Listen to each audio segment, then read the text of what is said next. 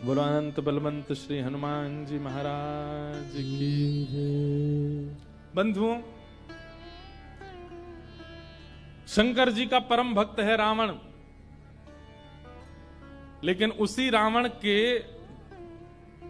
दुष्टता पर एक दिन शंकर जी बड़े चिंतित हो गए और शंकर जी ने मन में विचार किया कि भाई ये हमारा भक्त है, हम चाहते तो ऐसा है कि हमारी तीसरा नेत्र खुले और जल के भस्म हो जाए, पर गुरु को चाहिए अपने शिष्य को दंड तो दे लेकिन मृत्यु दंड ना दे। लेकिन ये काम ऐसे कर रहा है और ये आगे भी ऐसे कार्य करेगा कि इसको मृत्यु दंड ही मिलना चाहिए और मेरे द्वारा ही मिलना चाहिए, क्योंकि मेरे इष्ट राम को ही परेशान करेगा। तो क्या करें? तो शंकर जी का संकल्प हुआ कि इसके वध में कारण मैं बनूं।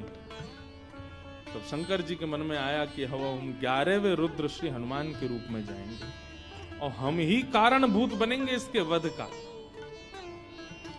और एक पंथ दो काज होंगे, रावण का वध भी हो जाएगा और मेरे इष्ट श्री राम जी की मैं भक्ति भी करूंगा, सेवा भी करूंगा, उनसे प्रेम भी करूंगा। अभी तो मैं शिव स्वरूप में हूं, मुझे ईश्वर तत्व माना जाता है और मैं ईश्वर तत्व हूं भी।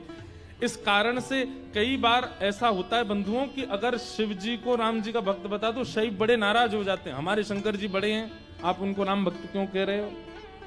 कई बार शंकर जी को कृष्ण भक्त बता दो तो शैव लोगों को बड़ी क्रोध आता है, बोले हमारे महादेव कोई कृष्ण के भक्त हैं। लेकिन वास्तवता यही है भैया, आप मानो चाहे मत मानो। आप मंदिर में जाकर के ओम नमः शिवाय कहते हैं महादेव के आगे, उनको प्रसन्नता होती होगी, लेकिन आप मंदिर में जाकर के राम राम राम राम कहते हैं तो महादेव अत्यंत प्रसन्न हो जाते हैं।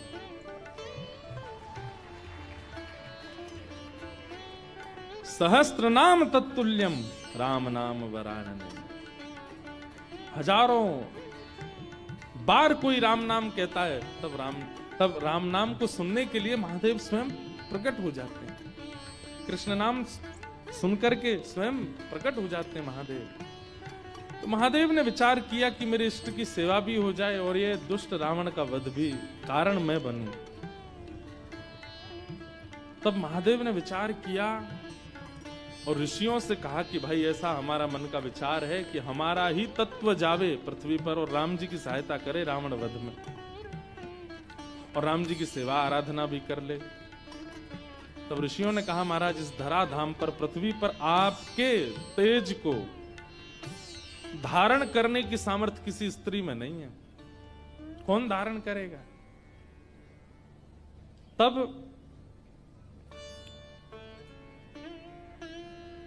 ब्रह्म लोक की एक अप्सरा थी, उनका नाम था कुंजस्थला।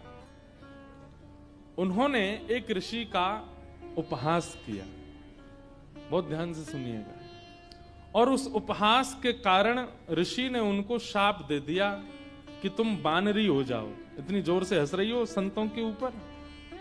एक बात बता दें आपको, जो संत ऋषि महंत भक्त वक्ता वैष्णवों के ऊपर या उनकी भक्ति के ऊपर हंसी करते हैं, उनको ही बानर बनना पड़ता है अगले जन्म में।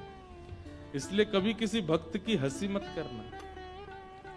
कुंजस्थला को शाप दे दिया, बोले जाओ तुम बानरी बन जाओ। लेकिन क्रोधापि देवेन वरेण तुल्यम, बड़े लोगों का क्रोध वरदान के समान होता है। वो क्रोध में श्राप तो होता है पर उसमें वरदान भी होता है।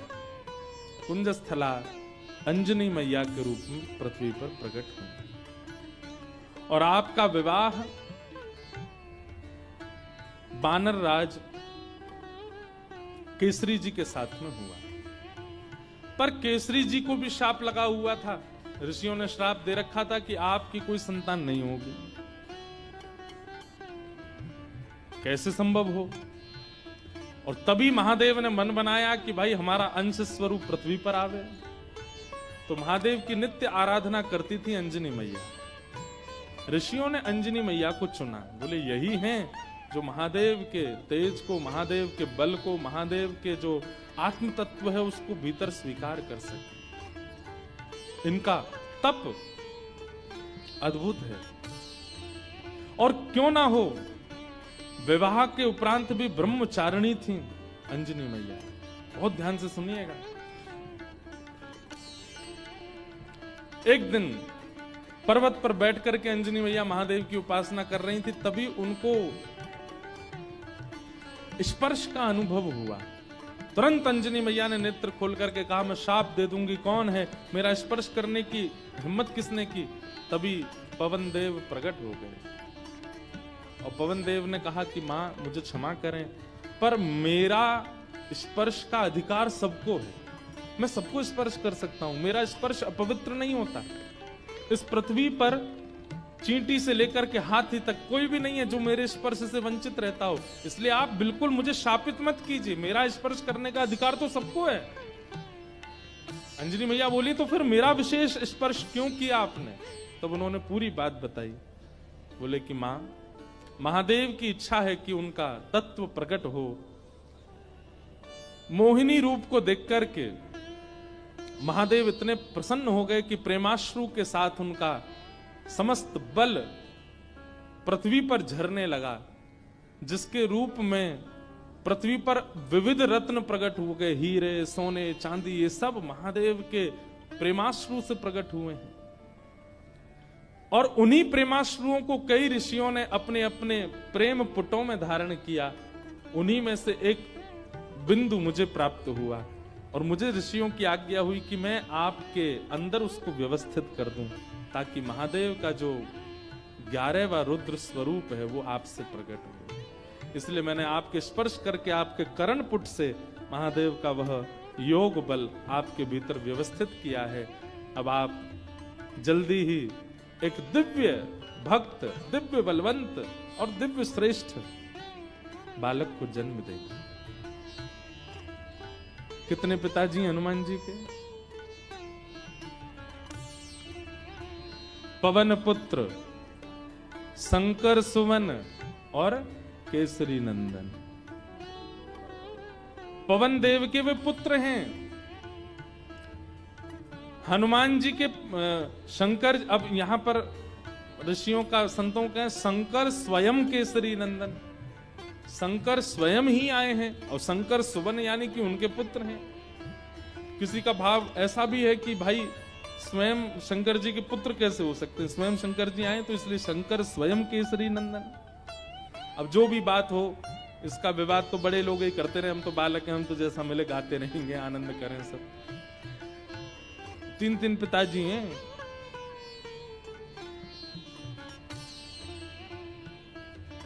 इस प्रकार आज ही के दिन अंजनी मैया के दिव्य कोख से दिव्य तेज प्रकट हुआ और पृथ्वी पर प्रकट हुए इस पृथ्वी के रक्षक, भक्तों के रक्षक, दानवों का दलन करने वाले प्रभु श्री राम के अनन्य भक्त पवन पुत्र श्री हनुमान जी महाराज की जय हो, जय हो, जय हो। श्री हनुमान जी का प्रादुर्भाव हुआ, तीनों लोकों में डुमडुमियां बजने लगी, देवता सब आनंदित हो गए, सब सुरक्षित अनुभव करने लगे। क्यों? बोले अब हमारी रक्षा करने वाले आ गए। श्री हनुमान जी महाराज का प्रादुर्भाव हुआ। देवताओं ने आकर के सबने उनको बल प्रदान किया, किसी ने बल प्रदान किया, किसी ने गदा प्रदान की, किसी ने बुद्धि प्रदान की, किसी ने मेधावी। इस प्रकार से सब देवताओं ने आकर के हनुमान जी महाराज को दिव्य दिव्य तेज प्रदान किया। पर भैया एक बात सुनिएगा, हनुमान जी महाराज के पास एक भी वस्तु ऐसी नहीं है जिसकी कमी हो। वो भले ही बानर थे, पर बानर रूप में भी इतने सुंदर थे कि उनको देखने के लिए राम जी लालायित रहते थे कि कोई हनुमान जी को मेरे सामने बैठा दो। आज भी अनेक हनुमान मंदिरों में आप देखेंगे हनुमान जी के सामने ही राम जी बैठे होंगे। प्रियतम को सामने बैठाया जाता है, भले ही भक्त हैं हनुमान जी, लेकिन राम जी को उनका दर्शन इतना अच्छा लगता है, पूरा विश्व राम जी को देखता है, पर राम जी हनुमान जी को देखते हैं। और इस सुंदरता का कारण क्या है कि हनुमान जी में इतनी योग्यताएं हैं, पर सारी योग्यताएं भक्ति से ढकी हुई है। हम लोग कैसे हैं? हमारी सारी योग्यताएं प्रकट रहती हैं। कोई व्यक्ति अगर बहुत बुद्धिमान होता है ना, उसके रूप से ही पता चल जाता है कि बहुत बुद्धिमान है। ये देखो हनुमान जी डोल रहे हैं, बाय आ जाओ। आ जाओ मंच पे, आ जाओ। ये देखो, पूंछ से लपेट दो एक आध पंडित जी को। अनंत बलवंत श्री हनुमान जी महाराज की। यहाँ बैठ जाओ आगे, ये स्पीकर के आगे बैठ जाओ। हाँ बैठ जाओ। हनुमान जी बेचारे दांत नहीं है इनके, बैठ जाओ। खड़े रहोगे थक जाओगे। हे हनुमान जी बैठ जाओ, पूंछ संभाल के। गदा नीचे धर दो, गदा नीचे रख दो, थक जाओगे। बस ऐसी कथा सुनते रहो। बोलो हनुमान जी महाराज की जय। तो हनुमान चालीसा करके ही जाना सब लोग, उससे पहले मत चले जाना। हम लास्ट में ही करेंगे कि आप चले नहीं जाओ, आपसे पहले तो हमको जाना है। पर तो क्या बता रहा था मैं? हाँ, हनुमान जी में सारे गुण हैं। अष्ट सिद्ध नवनिधि के दाता, असवर दीन जानकी माता। अष्ट सिद्ध नवनिधि के दाता, अष्ट सिद्धियां हैं, नवनिधियां हैं। महाराज हम पे तो एक सिद्धि आ जाए, सिद्धि नहीं भी आवे तो हम लोग फूले नहीं समाते। उन पे तो 8 सिद्धियां हैं, 9 निधियां, पर फिर भी हनुमान जी महाराज इतने दीन कैसे? भक्ति। किसी का ज्ञान प्रधान होता है, किसी का स्वरूप प्रधान होता है, किसी की योग्यताएं प्रधान होती है, पर हनुमान जी महाराज ने सबको गौड़ करके अपने भक्ति को प्रधान रखा। अच्छा एक बात बताएं, हनुमान जी का एक गुण है, बहुत ध्यान से सुनिएगा। हम सब में कोई योग्यता आ जाती है, जैसे किसी को गाना आ जाए, किसी को बजाना आ जाए, किसी को नाचना आ जाए, तो अपने उस गुण के स्वामी हम खुद बन जाते हैं। जो भी गुण है हमारे अंदर, उस गुण के स्वामी कौन है? हम खुद बन जाते हैं। पर हनुमान जी ने अपने सारे गुणों का स्वामी राम जी को बना दिया। मेरे अंदर बल भी है तो राम जी की कृपा, मेरे अंदर बुद्धि भी है तो राम जी की कृपा, मेरे अंदर योग्यताएं भी हैं तो राम जी की कृपा। मैं सब जानता हूं पर अपने मन से कुछ नहीं करूंगा, राम जी कहेंगे तो ही करने जाऊंगा, तो ही करूंगा। पर हम लोग कैसे हैं? सारे गुणों को, सारी श्रेष्ठताओं को अपने ऊपर ले लेते हैं, इसलिए हम लोगों का उससे कल्याण नहीं होता, उससे कहीं ना कहीं हमारा मन विक्षिप्त रहता है। एक लीला सुना करके फिर हनुमान चालीसा गाते हैं। ठाकुर जी भी आ गए। जैसे किसी की विदाई होती है तो कोई बहुत रोता है ना, तो उसको अंदर कमरे में ले जाके समझाते हैं। ऐसे बेचारे के समझा बुझा के लाए, बोले फिर आएंगे कोल्हापुर में, फिर भक्त चरित्र होगा, आप चल दो, ऐसे मत करो।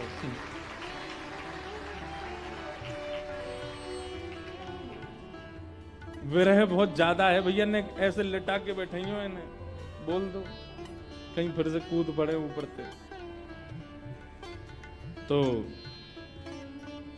एक लीला सुनिए सब लोग, इधर देखो, उसके बाद हम कथा विश्राम करेंगे।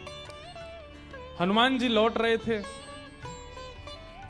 लंका से, पुष्पक विमान में राम जी के साथ बैठे थे।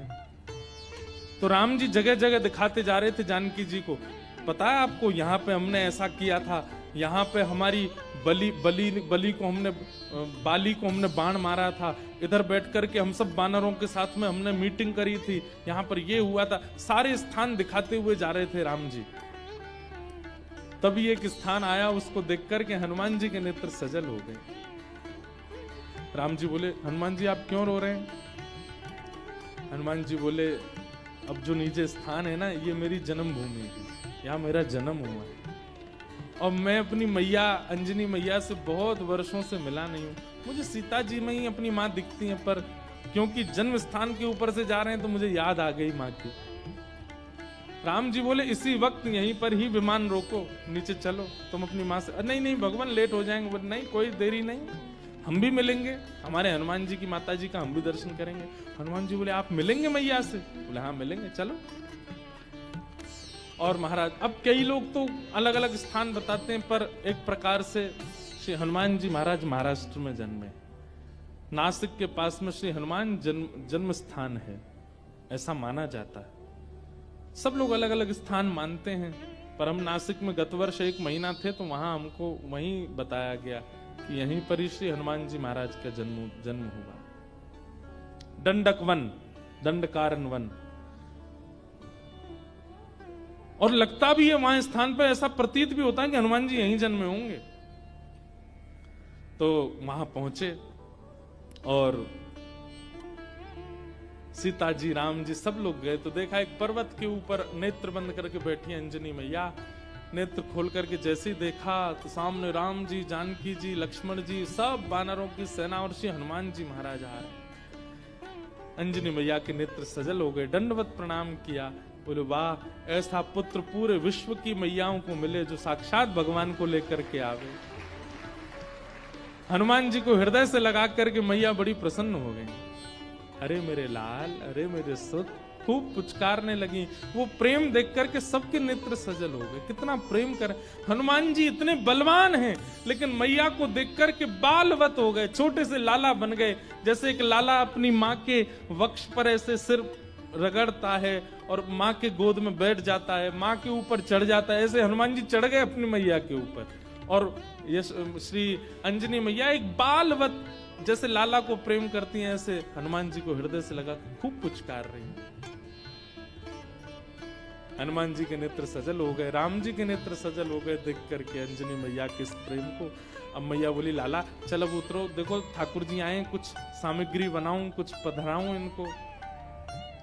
सामग्री सिद्ध की अंजनी मैया ने, राम जी को अपने हाथ से भोजन पवाया। हनुमान जी आज इतने प्रसन्न हैं कि मेरी जन्मभूमि पर राम जी आए हैं। देखो हनुमान जी का एक गुण देखा आपने, हनुमान जी ने जिद नहीं की राम जी से कि मेरे घर चलो, राम जी खुद गए। यही होना चाहिए एक भक्त का स्वरूप, अपने गुरु से, अपने आचार्य की, उनकी इच्छा है जहां वहां चलो, अपनी इच्छा से नहीं। अंजनी मैया ने प्रसाद आदि के बाद पूछा कैसा रहा आपकी लंका में जो युद्ध, उसकी चर्चा तो बहुत सुनी, पर आप लोग खुद अपने मुख से बताइए कि वहां कैसा क्या रहा। हनुमान जी महाराज बोले मैं बताऊंगा, पूरे लंका कांड तो मैं ही सुनाऊंगा। सुंदर कांड से सुनाना शुरू किया हनुमान जी ने। बोले ऐसे ऐसे भगवान ने कहा पता करके आओ, और मैया मैं उड़ करके गया और जाकर के मैंने वहां पर फिर लंका जला दी, सीता जी से मिल के आए, फिर हम वापस आए, राम जी से आकर के हमने निवेदन किया, पूरी बानर सेना लेके फिर हमने सेतु बनाया, सेतु बना करके वहां गए, वहां पर लक्ष्मण भैया को शक्ति लग गई, तो फिर मैं हिमालय पर जाके पर्वत लेके आया, अंजनी संजीवनी बूटी दी गई, आदि आदि पूरी कथा सुनाने लगे। सब तो प्रसन्न, लेकिन अंजनी मैया बिल्कुल प्रसन्न नहीं। सीता जी ने कहा मां, श्री हनुमान जी के इस ऐश्वर्य को सुनकर के आपको प्रसन्नता नहीं हुई? अंजनी मैया बोली मुझे बिल्कुल प्रसन्नता नहीं है, बल्कि मुझे तो संशय हो रहा है हनुमान के ऊपर। बोले क्यों? बोले हनुमान के होते हुए भी राम जी को इतना परिश्रम क्यों करना पड़ा? ये मेरा पुत्र हनुमान है, इसकी परवरिश ऐसी हुई है, इसका लालन पालन ऐसा हुआ है कि ये अकेला चाहे तो अपने एक बाम पाद प्रहार से पूरी लंका को रसातल में भेज सकता था। इसके रहते हुए सेतु बनाना पड़ा, लक्ष्मण भैया को शक्ति लगी, वैद्य बुलाने पड़े, इतने दिन तक युद्ध होता रहा, अहि रावण की यहाँ ठाकुर जी को जाकर के रहना पड़ा, और ना जाने क्या क्या। ये सब सुनकर के मेरा मन बहुत विचलित हो रहा है। मुझे लग रहा है कि हनुमान तुम्हारे रहते हुए राम जी को इतना श्रम करना क्यों पड़ा? अरे तुम्हारे लिए तो बाएं हाथ का खेल है, तुम जाकर के पूरी लंका का नष्ट करके रावण को रसातल में फेंक करके सीता जी को कंधे पे बैठा करके ले आते तुम। इतना श्रम करने की आवश्यकता ही नहीं थी, करना क्यों पड़ा? तो ये बात सुनकर के और तो किसी के मन में नहीं, पर लक्ष्मण जी के मन में थोड़ा सा आया कि मैया को कुछ ज्यादा ही बल का मान है कि बहुत ज्यादा बलवान है। अरे ठीक है, हनुमान जी हो गई लीला पूरी, अब इतना क्रोध क्यों कर रही है बेचारी उन पे? अंजनी मैया समझ गई लक्ष्मण जी अभी समझ नहीं रहे कि मैं क्या कहना चाह रही हूं। तभी अंजनी मैया एक दूर पर्वत पर गई और वहां पर्वत पर जाकर के हनुमान जी को टकटकी लगा के देखने लगी। तो हनुमान जी को देखते देखते अंजनी मैया के चित्त में वात्सल्य उमड़ा और वही वात्सल्य उनके पयोधर से दुग्ध बन करके बहने लगा। एक बूंद दुग्ध की पयोधर से निकल करके जैसे ही उस पर्वत खंड पर गिरी, पर्वत बीच से विदीर्ण हो गया, ज्वालामुखी प्रकट हो गई, काले काले बादल आकाश में छा गए, पृथ्वी डामाडोल हो गई। लक्ष्मण लाल जी बोले ये क्या था? अंजनी मैया बोली ये अंजनी के पयोधर के दुग्ध के एक बिंदु का ये असर है।